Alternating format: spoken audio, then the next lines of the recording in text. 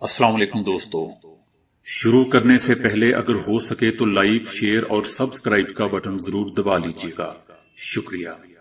دنیا بھر کی خبروں میں آج آپ سنیں گے کہ سعودی عرب میں ایک فارمیسی کے گودام سے غیر معیاری ادویہ کا سٹاک برآمد کر کے ضبط کر لیا گیا۔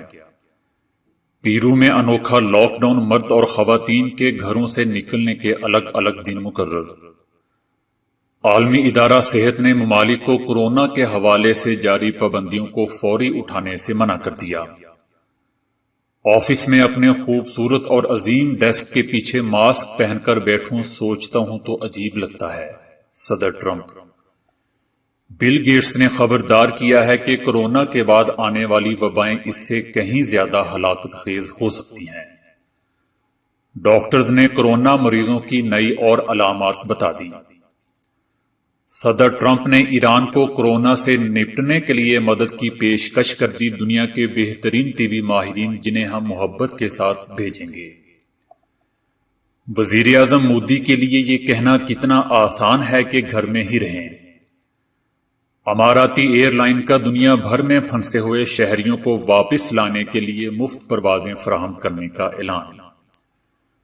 مقبوضہ وادی میں 4G انٹرنیٹ کو بحال کرنے کا مطالبہ زور پکڑ گیا۔ ترکی میں کورونا سے بچاؤ کے لیے 20 سال سے کم عمر کے نوجوانوں پر گھروں سے باہر نکلنے پر پابندی۔ چین کے تمام شہروں نے ہفتے کی صبح 3 منٹ کے لیے تمام نظام زندگی روک دیا۔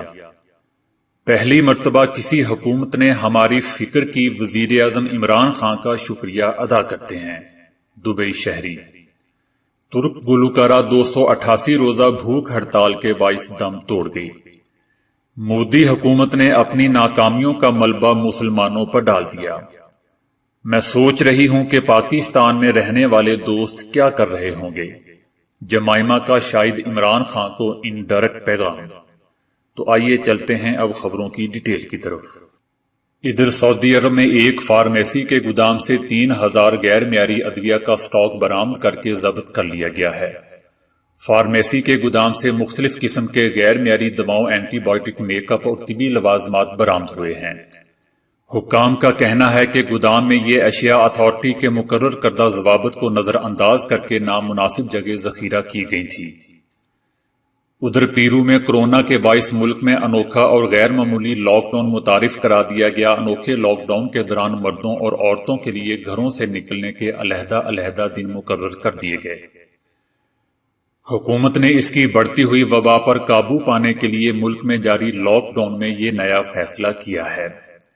دنیا کے 204 ممالک میں اس کے مریضوں کی تعداد 11,30,591 ہو گئی ہے اور 60,147 ہلاک ہو چکے ہیں، جبکہ 2,35,891 افراد صحت یاب بھی ہو چکے ہیں۔ سب سے زیادہ مریض امریکہ میں ہیں، جہاں مریضوں کی تعداد 2,77,522 ہو گئی ہے۔ امریکہ میں ہلاکتوں کی تعداد 7403 ہو گئی ہے۔ امریکہ میں یہ ایک دن میں 1300 سے زائد جانیں نکل چکا ہے۔ دنیا میں سب سے زیادہ 14,000 سے زائد ہلاکتیں اٹلی میں ہوئی ہیں، جہاں ہلاکتوں کی تعداد 14,681 ہو گئی ہے، جبکہ 1,19,827 متاثر ہو چکے ہیں۔ باقی آپ نیچے میری اس ویڈیو میں سکرولنگ کرتی ہوئی پٹی کو دیکھ کر انفارمیشن لے سکتے ہیں۔ ادھر عالمی ادارہ صحت نے کورونا کے حوالے سے جاری پابندیوں کو فوری اٹھانے سے منع کر دیا ہے۔ کوئی ملک پابندیاں ہٹانے میں جلدی نہ کرے۔ پابندیاں فوری ہٹانے سے طویل معاشی اثرات کا سامنا کرنا پڑ سکتا ہے، یہ دوبارہ سر اٹھا سکتا ہے۔ اس کا خاتمہ کر کے ہی پابندیوں کے خاتمے اور معاشی اثرات کو کم کیا جا سکتا ہے۔ امریکہ اور یورپ میں پہلے ہی ماسک کی قلت ہے اور دونوں چین سے ان کی درآمد پر بہت زیادہ انحصار کر رہے ہیں۔ ادھر امریکہ میں امراض کے کنٹرول و سدباب کے ادارے CDC نے شہریوں کو ہدایت کی ہے کہ کورونا سانس کے ذریعے بھی ایک سے دوسرے فرد میں منتقل ہو سکتا ہے، لہذا ماسک اور سکارف کا استعمال کیا جائے۔ تاہم صدر ٹرمپ نے کہا ہے کہ وہ اس ہدایت نامے پر عمل نہیں کریں گے۔ صدر ٹرمپ نے کہا ہے کہ یہ ایک مکمل رضاکارانہ عمل ہے۔ ٹرمپ نے کہا کہ میں خود ماسک نہیں پہننا چاہتا، یہ صرف ایک ہدایت ہے۔ آفس میں اپنے خوبصورت اور عظیم ڈیسک کے پیچھے بیٹھا جب میں ماسک پہن کر صدور بادشاہوں، ملکاؤں اور آمروں کو ملنے کا سوچتا ہوں تو مجھے سوچ کر عجیب لگتا ہے۔ ادھر مائکروسافٹ کے بانی بل گیٹس نے خبردار کیا ہے کہ کورونا کے بعد آنے والی وبائیں کہیں زیادہ ہلاکت خیز ہو سکتی ہیں۔ انہوں نے کہا کہ کورونا قدرتی وبا ہے اور خوش قسمتی سے اموات کی شرح بھی کم ہے۔ انہوں نے کہا کہ اگلی وبائیں قدرت کے ساتھ کریٹ بھی کی جا سکتی ہیں۔ دوستو، یاد رہے کہ بل گیٹس نے اس سے پہلے بھی ایک عالمی وبا کے متعلق پیشگوئی کرتے ہوئے کہا تھا کہ دنیا اگلی وبا کے لیے تیار نہیں۔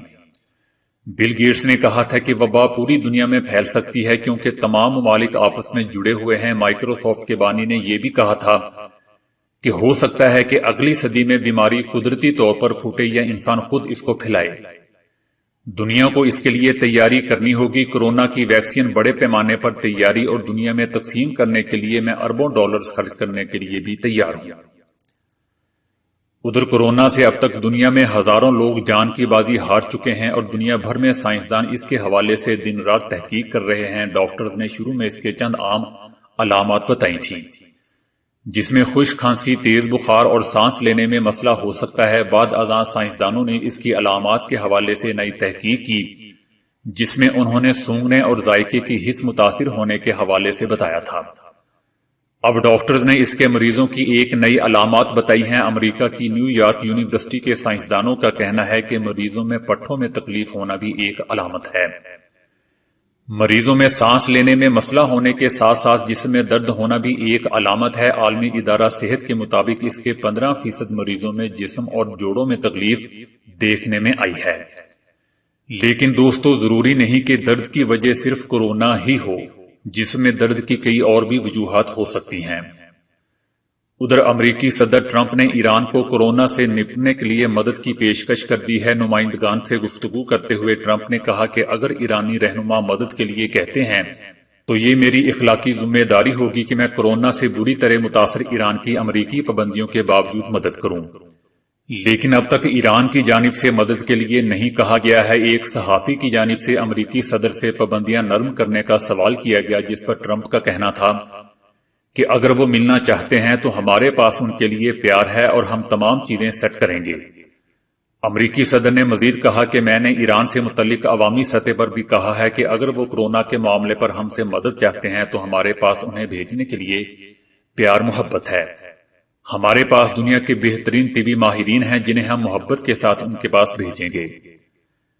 دوستو، ایران میں اب تک کورونا کے 50,000 سے زائد مریض رپورٹ ہو چکے ہیں، جبکہ 3,000 سے زائد ہلاکتیں ہو چکی ہیں، جن میں کچھ حکومتی شخصیات بھی شامل ہیں۔ اس کے علاوہ آیت اللہ خامنائی نے پہلے ہی امریکی مدد کو مسترد کر دیا ہے اور انہوں نے کہا تھا کہ یہ کورونا ممکنہ طور پر امریکہ کی طرف سے بنایا گیا ہے۔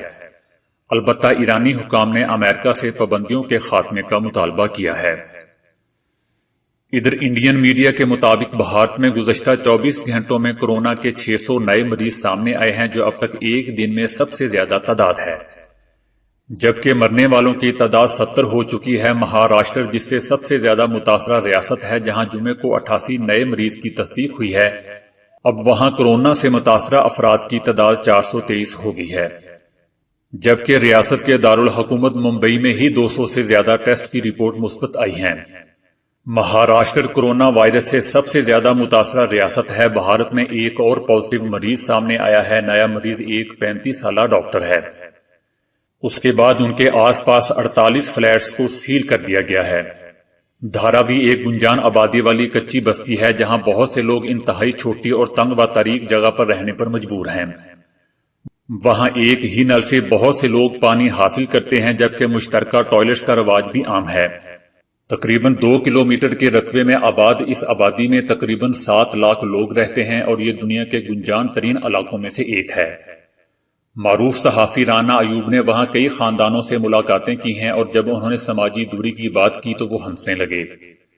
کچی آبادی کے ایک رہائشی نے ان کو بتایا کہ وزیر اعظم کے لیے یہ کہنا کتنا آسان ہے کہ گھر میں ہی رہیں، میرے پاس اپنے اہل خانہ کو کل کے کھانے کے لیے کوئی پیسہ نہیں ہے۔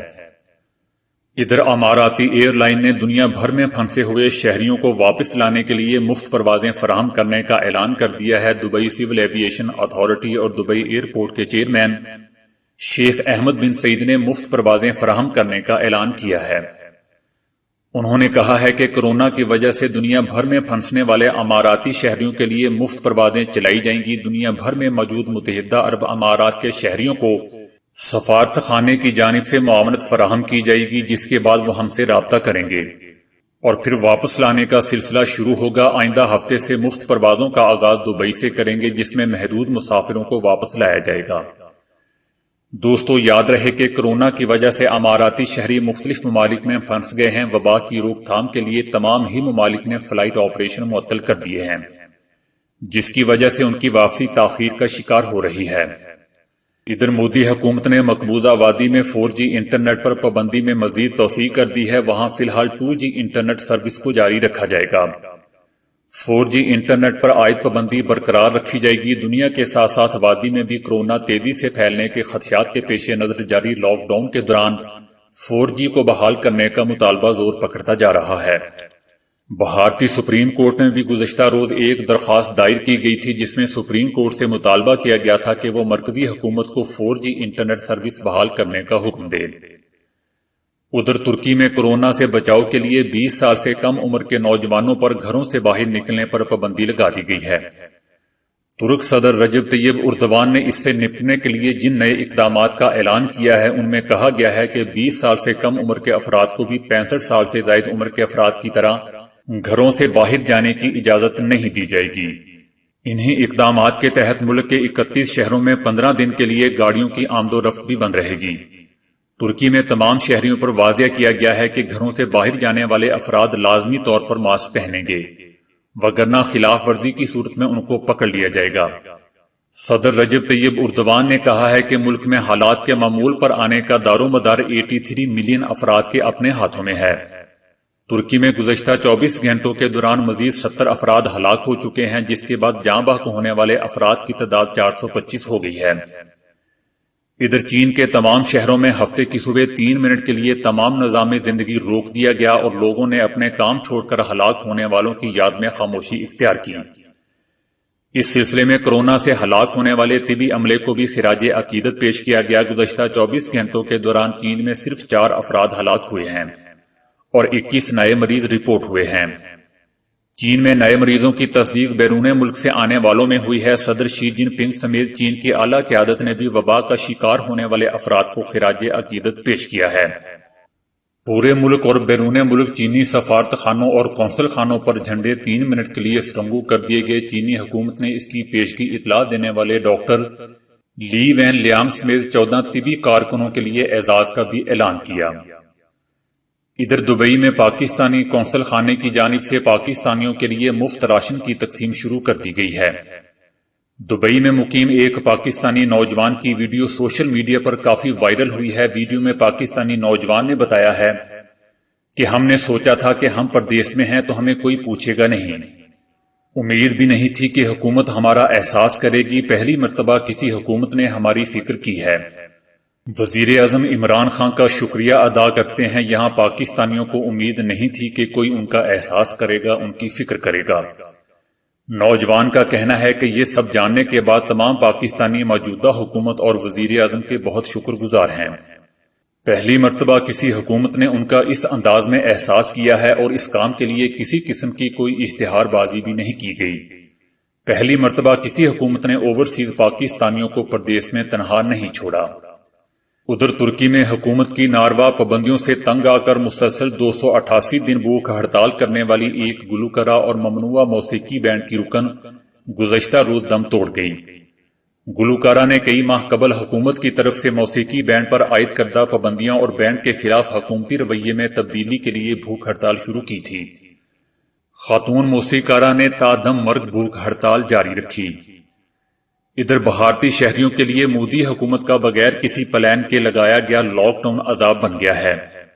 ہٹ دھرمی پر قائم حکومت نے کورونا کا ملبہ تبلیغی جماعت پر ڈال کر مسلم دشمنی کا پھر ثبوت دے دیا۔ کوئی منصوبہ بنائے بغیر پورے ملک میں لاک ڈاؤن لگا دیا گیا، جس کے بعد غریب کے لیے 2 وقت کی روٹی خواب بن گئی۔ اوپر سے ظلم یہ کہ تبلیغی جماعت کے امیر مولانا محمد سعد خان دہلوی پر کورونا کے پھیلاؤ کا الزام لگا کر دلی پولیس نے FIR بھی درج کر لی۔ ادھر وزیراعظم عمران خان کی سابقہ اہلیہ جمائمہ گولڈ سمتھ نے سوشل میڈیا پر اپنے ٹویٹر پیغام میں تمام پاکستانیوں کے لیے کورونا سے لڑنے کا حوصلہ بڑھاتے ہوئے محبت اور سلام پیش کیا۔ جمائمہ کا اپنے ایک ٹویٹ میں کہنا تھا کہ میں یہی سوچ رہی ہوں کہ لاک ڈاؤن کے دنوں میں میرے پاکستان میں رہنے والے دوست کیا کر رہے ہوں گے۔ انہوں نے اظہار ہمدردی کرتے ہوئے کہا کہ برطانیہ کے موجودہ حالات یہاں کے لوگوں کے لیے کافی سخت ہیں تو پاکستان میں تو حالات اور بھی مشکل ہوں گے۔ آخر میں جمائمہ نے سلام بھیجا اور محبت کا اظہار بھی کیا۔ دوستو، لگتا ہے کہ سابقہ اہلیہ نے موجودہ اہلیہ سے ڈرتے ہوئے انڈائریکٹ پیغام بھیجا ہے کسی کو۔ تو دوستو، آج کے لیے اتنا ہی۔ ویڈیو کو لائک، شیئر اور فالو کرنے کا شکریہ۔